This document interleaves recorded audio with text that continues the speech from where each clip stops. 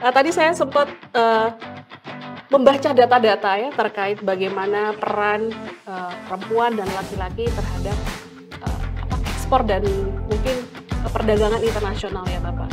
Nah kalau kita Tadi disampaikan kesetaraan, kesamaan akses dan lain sebagainya. Nah, bea cukai ini punya terminologi yang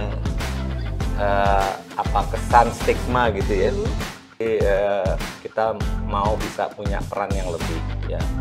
Jadi apalagi saat pandemi ini merupakan satu sukses story yang khusus di mana kita industri-industri terpaksa satu program yang dikembangkan di PBB juga, dan kita di lingkup Asia Pasifik juga terlibat aktif untuk itu. Halo teman Q, salam kesetaraan gender. Jumpa lagi dengan Burger, bincang urusan gender. Media komunikasi dalam berbagai informasi sekaligus edukasi seputar implementasi pengaruh kesetaraan gender di lingkungan Kementerian Keuangan. Perkenalkan, saya Novi dari tim pengarus utamaan gender Pusdiklat Bea dan Cukai BPPK yang akan memandu episode ke-7 kali ini. Tentunya dengan tamu yang istimewa dan tidak kalah menarik dari episode Burger yang sebelumnya. Nah, kita akan berbincang bersama Bapak Patmoyo Triwikanto, Direktur Fasilitas Kepabeanan DJBC sekaligus Gender Champion Kementerian Keuangan. Kita akan bicara tentang apa? Kita akan bicara tentang bagaimana praktik kebijakan pada klinik ekspor yang responsif gender dengan memiliki tujuan untuk memastikan bahwa laki-laki dan perempuan memiliki akses yang setara dalam perdagangan internasional dan dapat berpartisipasi secara penuh dalam ekonomi global, sehingga bisa membantu UMKM siap menembus pasar dunia. Nah, kita akan bicara tentang bagaimana praktik kebijakan pada klinik ekspor yang responsif gender dengan memiliki tujuan untuk memastikan bahwa laki-laki dan perempuan memiliki akses yang setara dalam perdagangan internasional dan sehingga dapat berpartisipasi secara penuh dalam ekonomi global, sehingga nantinya bisa membantu UMKM siap menembus pasar dunia. Nah, sebelum kita ngobrol dan berbincang seru dengan Bapak Patmoyo Triwikanto, saya ingin memaparkan beberapa data terkait tema kita pada kali ini. Menteri Keuangan Sri Mulyani menyatakan bahwa kesetaraan gender dalam ekonomi dapat memberikan kontribusi besar terhadap PDB Indonesia. Perempuan yang berpartisipasi dalam sektor ekspor dan kewirausahaan memiliki potensi untuk meningkatkan PDB global hingga 3-6%. Nah, perempuan mengelola sekitar 64,5% dari usaha mikro, kecil, dan menengah di seluruh Indonesia. Banyak dari UMKM ini telah berhasil menembus pasar ekspor dan berkontribusi signifikan terhadap ekonomi nasional. Namun, ada data yang lain nih. Tingkat partisipasi Angkatan Kerja atau TPAK secara global untuk Angkatan Kerja perempuan berada pada rata-rata 47%. Jauh sekali di bawah laki-laki yang berada pada angka 72%. Nah, langsung saja kita akan masuk dan berbincang dengan narasumber kita pada kali ini, yaitu Bapak Patmoyo Triwikanto. Selamat pagi Bapak Tri. Selamat pagi Mbak Novi. Gimana Pak kabarnya? Baik? Baik, sehat. Gimana kabarnya? Alhamdulillah baik Bapak. Terima kasih atas perkenan waktunya. Pastinya di sela kesibukan yang luar biasa Pak ya. Dengan senang hati. Nah, Bapak, kita kan tadi saya sempat membaca data-data ya terkait bagaimana peran perempuan dan laki-laki terhadap ekspor dan mungkin perdagangan internasional ya Bapak. Nah kalau kita ngomongin tema kita kali ini, bagaimana klinik ekspor itu sangat membantu para UMKM untuk bisa siap ekspor. Nah kalau kita ngomongin klinik Pak ya, biasanya kalau ngomongin klinik itu orang yang butuh bantuan sakit gitu ya. Apakah klinik ekspor ini adalah UMKM yang membutuhkan asistensi atau pendampingan atau butuh pencerahan gitu ya? Mungkin bisa dijelaskan ke teman Q semua apa itu klinik ekspor, Pak? Ya, terima kasih Mbak Novi, teman Q sekalian. Terima kasih kami sudah diundang di acara ini. Berkaitan dengan pertanyaan tersebut, ya kalau terminologi klinik, ya memang kalau di dunia medis gitu ya, klinik untuk orang Orang yang sakit. sakit datang minta disembuhkan, ya mungkin kurang lebih sama, tapi kalau lebih tepat ya solusi lah ya. Jadi kita memberikan solusi Jadi di beberapa tahun belakangan ini bea cukai diberikan satu tusi tambahan berkaitan dengan pemberdayaan UMKM. Nah, UMKM yang seperti apa yang bea cukai berdayakan ya UMKM yang kalau bea cukai kan hubungannya dengan ekspor impor. Betul. Nah, ini irisan-irisan ekspor impor inilah yang coba kita create dan kebetulan kalau tadi disampaikan kesetaraan, kesamaan akses dan lain sebagainya. Nah, bea cukai ini punya terminologi yang apa kesan stigma gitu ya, Mhm.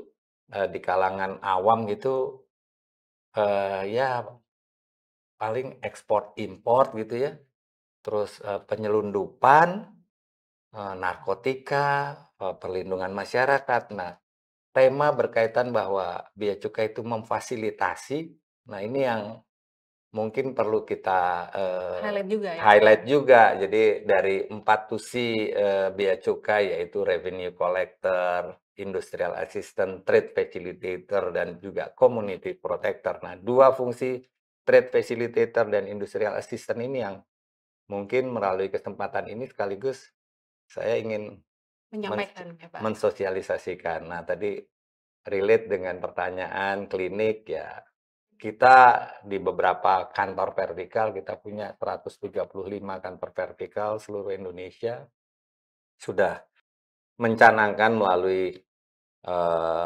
PMK 396 itu bahwa Kemenq 1 bagaimana kita bisa membina UMKM di wilayah. Nah, kalau bea cukai meng-create UMKM, kita sebenarnya proaktif mendatangi pelaku-pelaku usaha. Jadi klinik ekspor memang kita miliki di kantor-kantor dan sepertinya kalau orang mau datang ke bea cukai itu agak sungkan gitu ya. Kita berseragam gitu ya, Mhm. biru gitu ya. Jadi ah, kelihatannya kok yang ditonjolkan penegakan hukum dan lain sebagainya. Dan bagaimana kita melayani UMKM, kita biasanya terjun langsung. Kita berkoordinasi dengan pemerintah daerah dalam hal ini dinas perdagangan dan pemberdayaan UMKM, bahkan dengan instansi vertikal lainnya, Bank Indonesia, dan teman-teman Kemenkyu.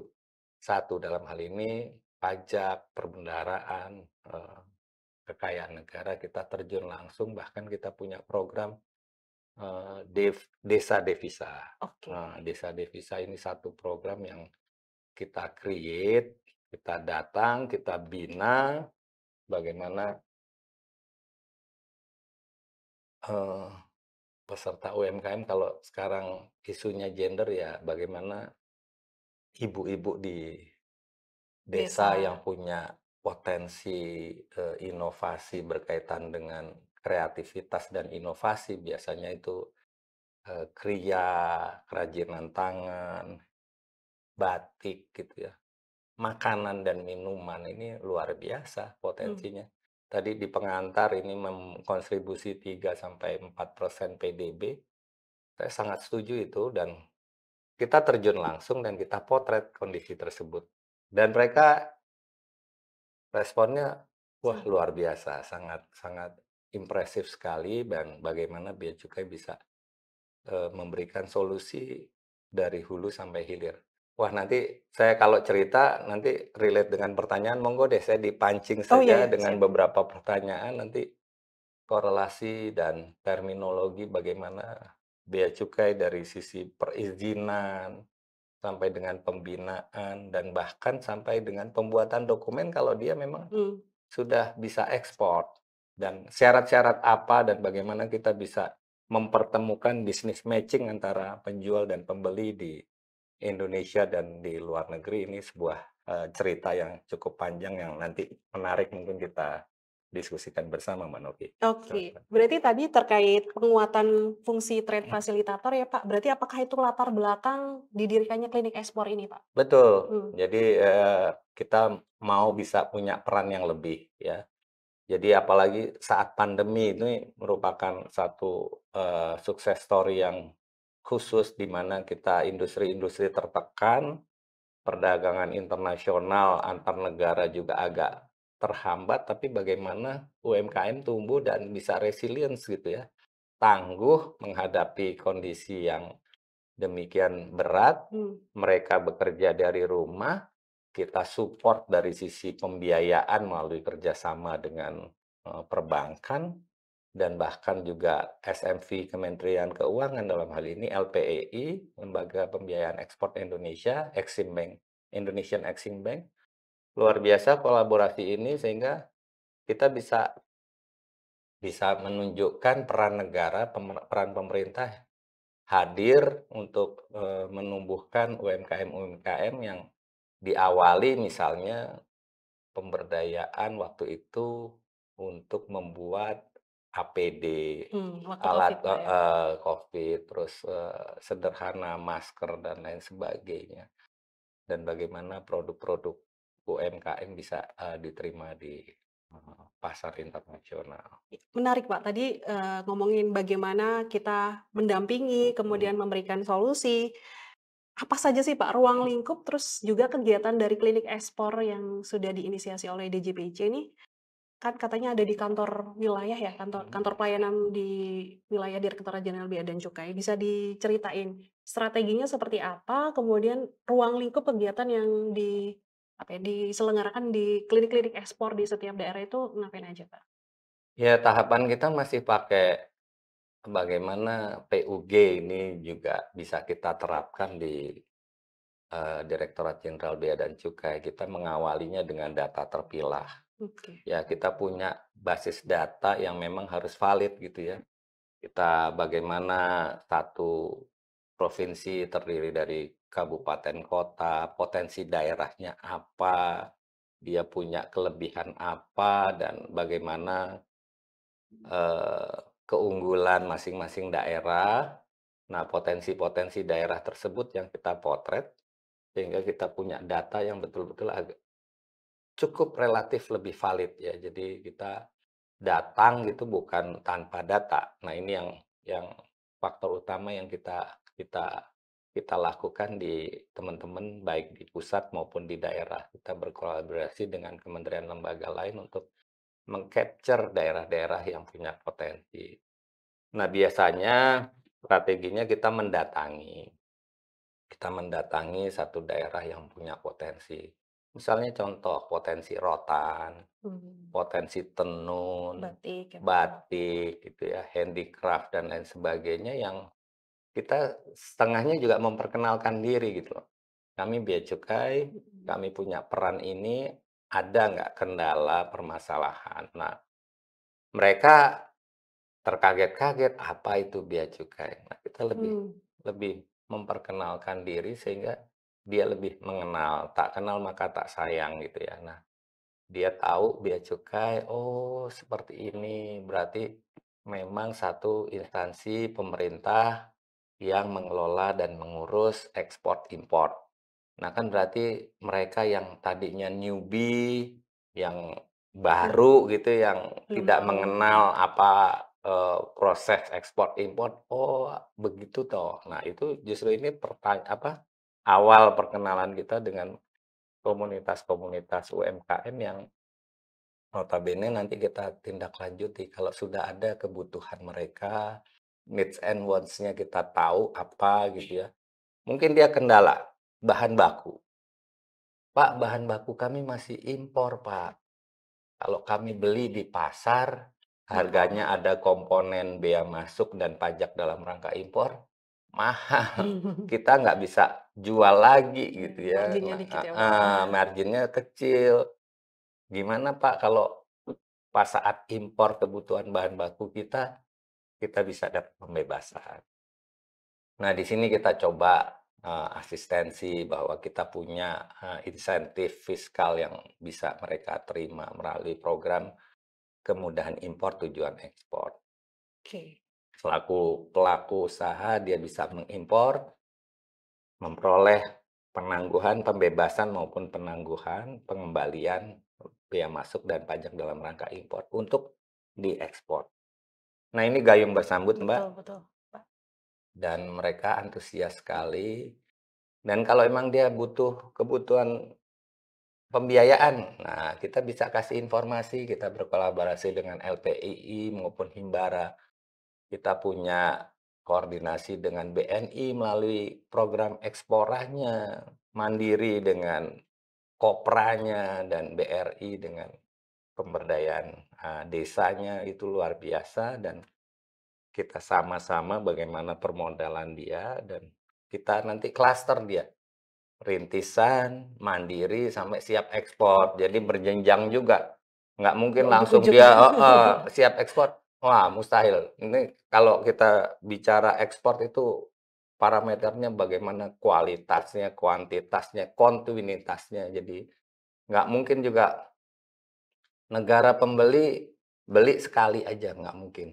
Hmm. Itu dia harus butuh continue gitu ya, dengan kualitas yang sama dan bagaimana persyaratan-persyaratannya, legalnya dan lain sebagainya. Nah, ini mereka, kami sebagai jembatan, kami menjembatani kementerian lembaga lain mengenai persyaratan, perizinan dan lain sebagainya. Dan inilah yang mungkin akhirnya mereka merasakan, oh nyaman juga ya di-guide gitu ya, dipandu oleh Bea Cukai, dan kita punya sukses story mengantar UMKM dari rintisan mandiri sampai siap ekspor. Iya, berarti klinik ekspor ini juga mendampingi untuk menghubungkan berkolaborasi dengan sektor swasta, organisasi lain ya Pak ya, Betul, kementerian lembaga lain. Karena ngomongin ekspor pastinya kita tidak berdiri sendiri, kita pasti punya mekanisme yang sudah kita tentukan ya Pak iya ya. iya. Nah, tadi sudah sangat komprehensif sekali ya klinik ekspor terkait bagaimana membantu UMKM untuk sampai siap ekspor mulai dari Mhm. rintisan, mandiri, dan siap ekspor. Nah, apakah ada dampak yang diharapkan nih, mungkin ini sudah berjalan kan beberapa tahun ini Pak, apakah ada harapan dari bea cukai, kemudian dampak dari masyarakat yang pelaku usaha UMKM dari klinik ekspor ini? Mungkin bisa dielaborasi lebih lanjut Pak. Iya, terasa. Jadi kita by data juga kita punya bagaimana, angka-angka tersebut yang seperti saya sebutkan tadi, berapa data yang rintisan ya, kurang lebih kita punya data 4.000 UMKM, 3.900 sekian, kita bina yang sudah siap ekspor di angka 400-an sekian gitu, yang mandiri di angka 800-an dan seterusnya, dan terpisah. Nah, ini bisa nyata mereka merasakan dampaknya, dan kita juga akhirnya mereka ingin gitu, apa ya, kalau boleh saya sampaikan, Neklat. kecanduan gitu, kecanduan, Nyaman Pak ya? nyaman gitu ya, nyaman sekali. Terus justru sekarang kita punya satu, saluran komunikasi yang bisa lebih, intens gitu ya, mendampingi mereka di lapangan, dan kita juga terus melakukan forum-forum. Seperti kita ketahui bersama, kita punya, bea cukai atase keuangan, 5 atase keuangan di Singapura, Jepang, Hong Kong, Abu Dhabi, sama Brussels. Hmm.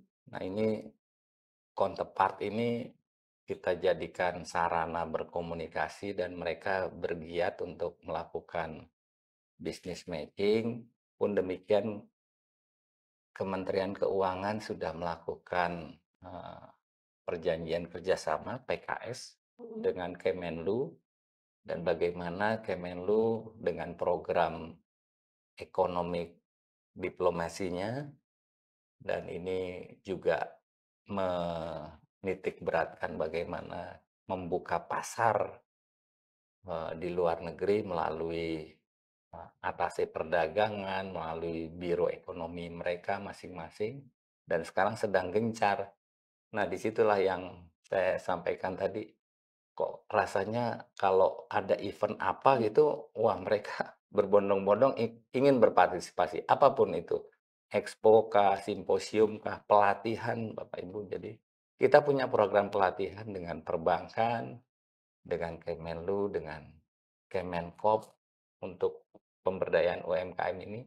Jadi kita bundling program ini. Nah, kalau bicara bea cukai pasti ya bagaimana perizinan dan pembuatan dokumen ekspor, pemberitahuan ekspor barang, insentif fiskal yang bisa mereka terima gitu ya. pembebasan maupun pengembalian dan penangguhan ini sesuatu yang bisa mereka manfaatkan dan sekarang nanti mungkin Sangat merasakan dampaknya ya UMKM nanti ini ya, Pak, ya? dari program ini nanti kita bisa kasih desain ilustrasi grafis gitu yang bisa mencerminkan tren pertumbuhan positif dari tahun ke tahun, bagaimana UMKM binaan Bea Cukai, tidak hanya Bea Cukai Bapak Ibu atau Temanq, kita berkoordinasi juga dengan teman-teman pajak melalui program mereka, Business Development Service, dengan teman-teman DJKN, mereka punya platform e-lelang gitu ya, e-lelang, e-auction, bagaimana bisa memasarkan produk-produk mereka di platform e-lelang dan ini sangat sangat Membantu UMKM. membantu mereka untuk melakukan pemasaran.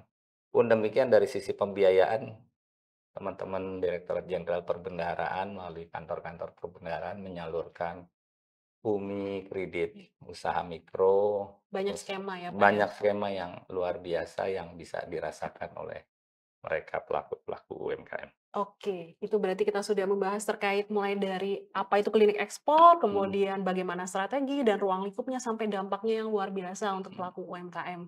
Nah, tadi saya sempat menyinggung terkait data, Pak, ya. Kita ngomongin bahwa perempuan mengelola sekitar 64,5% dari UMKM di seluruh Indonesia.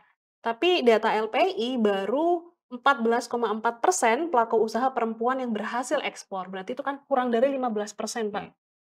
Nah, berarti melihat kondisi kesenjangan ini, Pak, apa sih, Pak, yang dilakukan, Direktorat Jenderal Bea Cukai melalui klinik ekspor untuk mengatasi ternyata ada isu gender nih, Pak, di sini, Pak?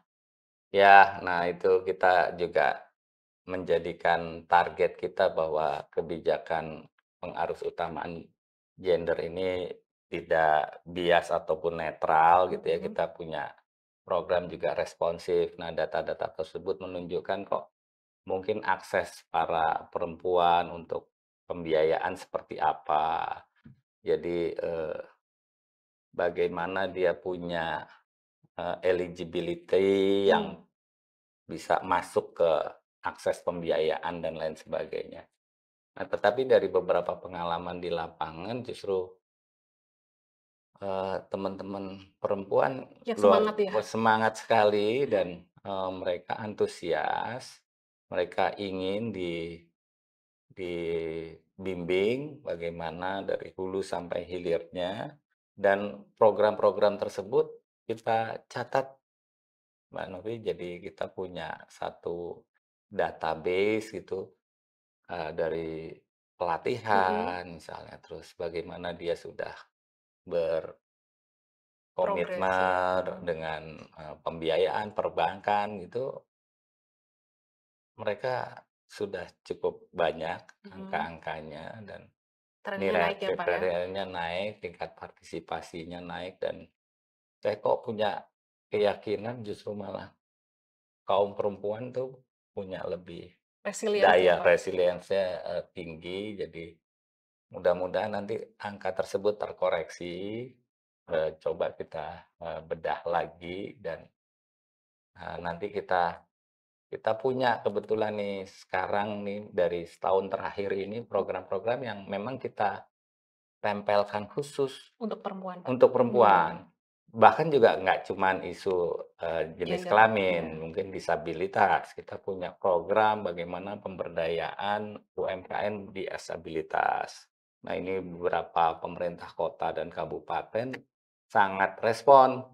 Jadi mereka memberdayakan kaum-kaum disabilitas untuk, mempunyai potensi pengembangan produk dan lain sebagainya. Kita sudah kembangkan di Kebumen, Purwokerto, dan beberapa daerah yang memang komunitas disabilitasnya, mereka kelola dan itu kita gandeng bersama. Dan berarti juga kita punya isu kesenjangan ekonomi Betul. gitu ya. Misalnya kan gender itu kan tidak hanya jenis kelamin gitu ya. Kesenjangan ekonomi, bagaimana nelayan. Nah, itu nelayan juga kita create bagaimana kebutuhan-kebutuhan mereka terhadap akses pasar produk-produk perikanan. Nah, ini luar biasa potensinya dan nanti kalau kita mau munculkan ini dalam satu, eee, data grafis yang, cukup baik. Selain itu juga, eee, tadi perempuan, mungkin juga ada beberapa isu berkaitan dengan nah ini yang cukup menarik, Apa tuh, Pak? berkaitan dengan seasonal. Misalnya, eee, gagal panen. Oke. Nah, ini ada Resiko gagal panen lah ya, Pak, ya? gagal panen gitu biasanya ibu-ibu itu terserap di area sektor pertanian dan bagaimana kita create di masa-masa tertentu kita bisa ciptakan satu kreasi untuk dia bisa terlibat di Yang lain. sektor-sektor lain selain pertanian. Jadi Nah, ada rencana mitigasi resiko ya di mitigasi sektor resiko. yang berbeda. Betul, Nah, jadi ya kita negara agraris. agraris, biasanya dia berhubungan dengan pertanian, tetapi pertanian kadang-kadang juga nggak stabil. Nah, di saat-saat entah itu rendeng atau gagal panen, nah kita bisa masuk ke sektor-sektor lain. Nah, ini yang Kita cukup menarik harapkan juga. ya. Dan mungkin data tersebut juga semakin tahun kita harapkan juga karena ada pendampingan, ada klinik ekspor, Mhm, harapannya angka ini akan terus naik ya, Pak, ya. betul. Nah, ngomongin tadi pengalaman Bapak di lapangan yang mungkin sudah mendampingi banyak, pelaku UMKM, apa sih, Pak, tantangan yang biasanya ditemui oleh pelaku UMKM khususnya perempuan nih? Karena kan pastinya kenapa masih kecil nih angkanya itu pasti ada tantangan-tantangan nih, yang mungkin Bapak sering ketemui. Iya, nah ini kan jadi kalau isu tantangan itu kan karena dia menghasilkan satu produk atau jasa. Nah, produk atau jasa itu bagaimana dia bisa diterima di pasar. Oke. Nah, nggak mungkin dia memproduksi produk atau jasa yang nanti pasar tidak respon terhadap. Nah, ini strategi kualitas, mutu, standar. Nah, ini Mhm. yang mungkin juga terus menjadi perhatian kita bersama melalui Dinas Koperasi, Perindustrian di kabupaten kota maupun juga di Kemen, di level kementerian di pusat juga. Bagaimana kita mengedukasi mereka dari sisi standar produk gitu ya. Standar produk, jumlah Mmm, tadi yang saya dan bagaimana dia bisa continuous. Kita nggak mau ada ekspor perdana pertama tapi terus nggak tidak sustain gitu berlanjut, ya? tidak sustain. Nah ini wah, jadi pasti kalau tidak sustain itu merusak apa ya istilahnya citra juga. Jadi Mmm, si pembeli gitu, buyer juga loh. Terus kualitasnya berkurang mmm, gitu ya. Karena kemasan misalnya ya, itu produk makanan, minuman, dan standar yang ditetapkan oleh, BPOM gitu ya, industri rumah tangga berkaitan dengan perizinan, eee, POM-nya, jadi MD atau ya, Pak. ML-nya registrasi itu atau industri rumah tangga, sekaligus juga sertifikasi halal, misalnya di beberapa negara tertentu harus. Nah, ini pelatihan lain yang memang betul-betul harus, kita kawal. Jadi bagaimana dia bisa menciptakan satu produk, bahkan itu tidak hanya makanan, Mbak Novi, Mmm, misalnya produk kayu. Nah, oke. bagaimana ini izin kehutanannya, SPLK-nya gitu ya, bagaimana kayu itu betul-betul dipanen atau dihasilkan dari hutan yang di dibudidayakan, di apa, di ditumbuh kembangkan, bukan Mmm, hutan alam bukan hutan gitu, bukan lindung, bukan ya ya. dari kayu, sumber kayunya betul-betul ditelusur. Nah, kan mana tahu UMKM yang, "Oh, harus ada izin itu," kalau itu Mmm, tantangan, ya.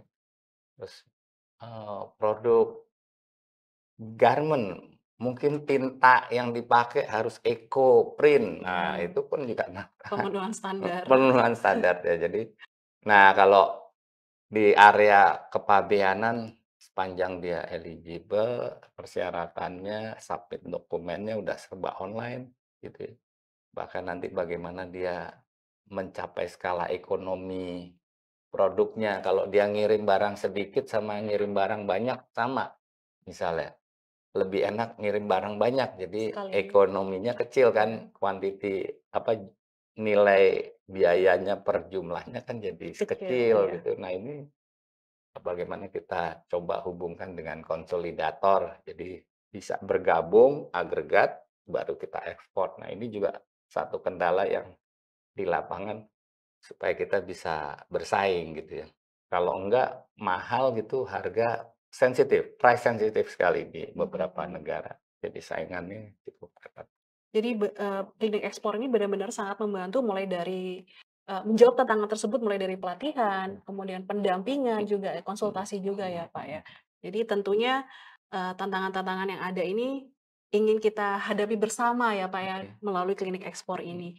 Nah, tadi menarik ketika Bapak tadi bilang nggak hanya isu gender aja tapi inklusivitas, Pak, Mhm. terkait penyandang disabilitas, Pak. Di Mhm. beberapa daerah tadi Bapak, ceritakan di Kebumen atau di Mhm. mana tadi ya. Gimana, strategi atau posisi dari klinik ekspor dalam mendukung inklusivitas khususnya untuk penyandang disabilitas, Pak? Ya itu, ya lagi-lagi kita jemput bola. Oke. Heeh, kita jemput bola dari data terpilah, kebutuhan daerah itu apa, dan mereka punya concern seperti apa daerah untuk, eee, mengembangkan daerahnya, potensi daerahnya. Nah, dari beberapa pengalaman itu kaum disabilitas mungkin punya kreasi batik gitu ya, terus atau, handicraft Mhm. kayu itu cukup baik. Nah, kita terus bina, kita terus, kasih akses dia untuk dapat ya paling mudahnya misalnya kita ada expo gitu ya, ada pameran gitu, kita bisa kasih akses mereka untuk biar bisa tampil di expo tersebut. Nah, kemarin di Pekan Raya Bea Cukai kita punya 2 stand dari disabilitas gitu. Wah, responnya baik, dan produk-produknya menjanjikan. Dan ada beberapa yang sudah ekspor juga, ya, rajutan gitu ya, rajutan, batik gitu ya, dan beberapa, produk ukir-ukiran juga dia bisa punya potensi yang besar. Oke, jadi berarti nggak hanya isu gender aja, Iya, tapi inklusivitas pun juga sudah dipikirkan untuk dibantu, didampingi ya, iya, iya, sehingga jangan ragu ya untuk pelaku UMKM untuk terus bisa menembus iya, pasar dunia. iya, Nah, ini kami sudah menyiapkan, video testimoni Bapak, oke, UMKM yang berhasil ekspor dari binaan KPPBJ Tipe Madya Cukai Malang. ya, Nah, kita akan simak bersama Bapak di video satu ini. ya. Perkenalkan, nama saya Anggrisati Wiguna. Saya berprofesi sebagai pengajar salah satu universitas di Kota Malang. Terima kasih kepada Bea Cukai Malang karena saya sebagai salah satu UMKM binaan EMP Export Mentoring Program sehingga saya bisa melakukan scale up usaha saya untuk ekspor yang lebih lagi. Melalui program EMP, saya menandatangani kontrak dengan buyer Bangladesh senilai 1.360.000 USD dengan kontrak 60 kontainer. Selanjutnya, untuk pengembangan diri dan kewirausahaan, saya diajak oleh Bea Cukai mengikuti program Empretek yang diselenggarakan oleh United Nations. United Nations melalui Trade Development UNTAD sudah menyelenggarakan program Empretek di 50 negara selama 36 tahun. Saya merasa sangat terbantu sekali melalui program Empretek dan saya melakukan networking dari kegiatan tersebut dengan Miss Sandra.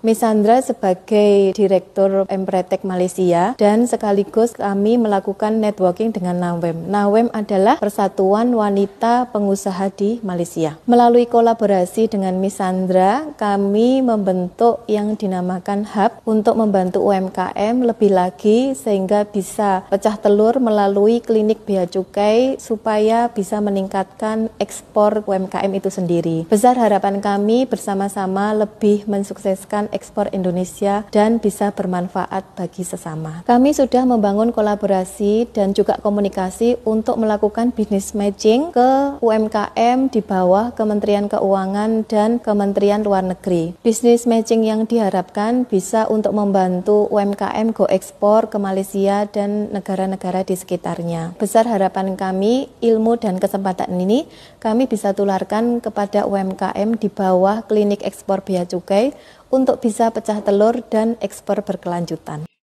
Nah, Pak Tri, seru banget pembicaraan kita terkait bagaimana klinik ekspor ini sangat membantu dalam UMKM ini untuk bisa menembus pasar dunia. Mungkin closing statement Pak, mungkin ada harapan atau apa ya, harapan Bapak ke depan gitu ya untuk para pelaku UMKM ini dan bagaimana posisi Direktorat Jenderal Bea Cukai untuk mendukung terus UMKM siap ekspor. Ya, terima kasih. Jadi salah satu pelaku UMKM-nya itu adalah alumni peserta dari pelatihan MPTRAX.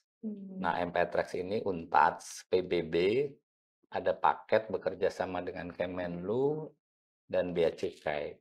Jadi program ini pelatihan selama 1 minggu di Indonesia. Nah, pesertanya global. Jadi narsumnya tuh dari beberapa negara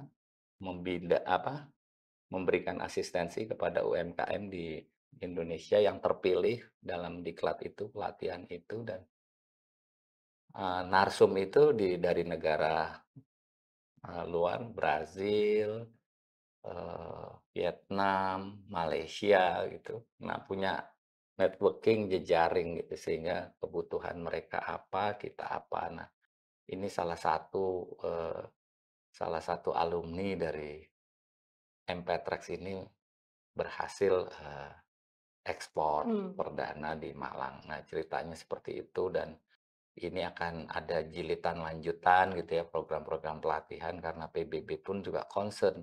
Jadi Small Medium Enterprises merupakan satu program yang dikembangkan di PBB juga, dan kita di lingkup Asia Pasifik juga terlibat aktif untuk itu. Nah, berkaitan dengan closing statement kami, izin ya, kami siap membuka diri, memberikan asistensi terhadap peran kami sebagai industrial assistant dan trade facilitators. Kita nggak one size doesn't fit all, jadi satu ukuran nggak mungkin bisa untuk semua. Jadi kita nggak hanya perusahaan-perusahaan besar, perusahaan multinasional, kita juga Ada UMKM.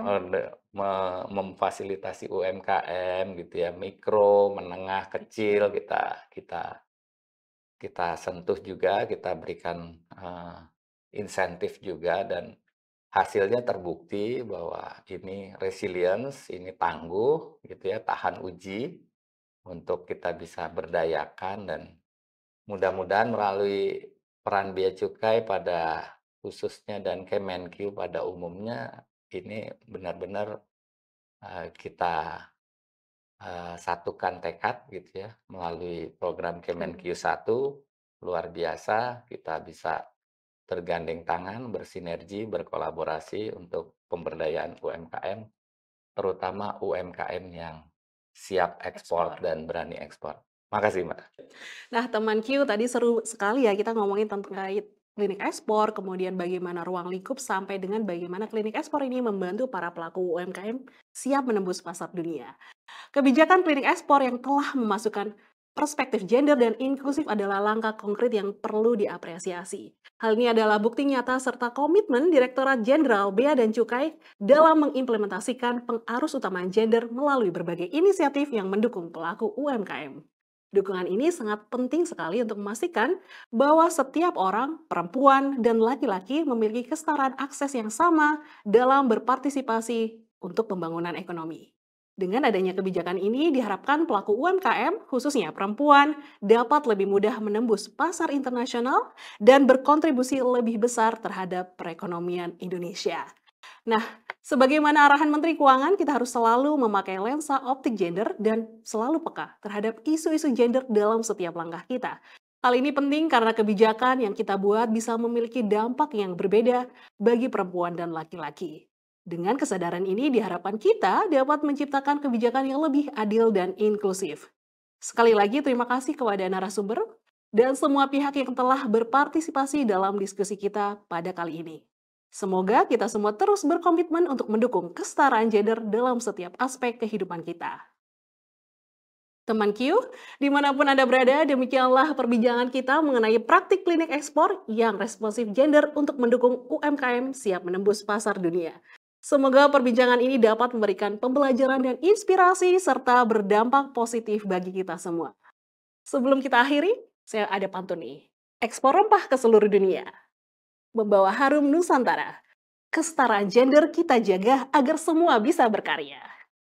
Jangan lewatkan Burger episode selanjutnya tentunya dengan tema yang tidak kalah menarik. Sampai jumpa. Wassalamualaikum warahmatullahi wabarakatuh.